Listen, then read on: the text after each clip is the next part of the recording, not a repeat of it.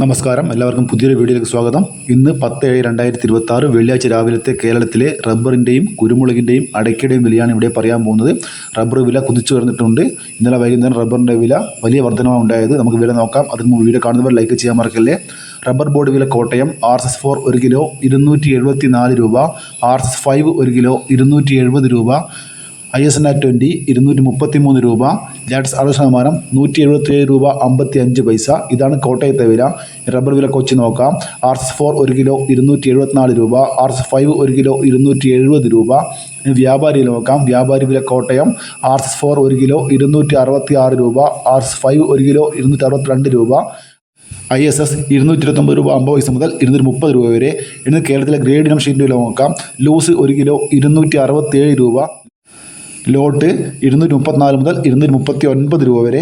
ഇനി ഒട്ടുപാലിൽ നോക്കാം. 60% ഡിയാസിലെ ഒട്ടുപാൽ 129 രൂപ 75 പൈസ, 70% ഡിയാസിലെ ഒട്ടുപാൽ 153 മുതൽ 165 രൂപ വരെ, 80% ഡിയാസിലെ ഒട്ടുപാൽ 173 രൂപ.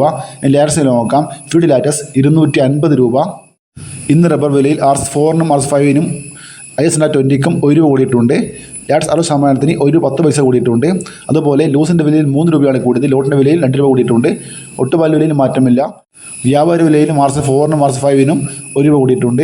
ഇനി നമുക്ക് കുരുമുളക് നോക്കാം. കുരുമുളക് ഗാർബിൾഡ് 1 കിലോ 716 രൂപ, അൺഗാർബിൾഡ് 1 കിലോ 696 രൂപ, പുതിയ കുരുമുളക് 1 കിലോ 686 രൂപ, വയലാണ കുരുമുളക് 690 രൂപ, ചേട്ടൻ കുരുമുളക് 680 രൂപ, നാടൻ കുരുമുളക് 684 രൂപ.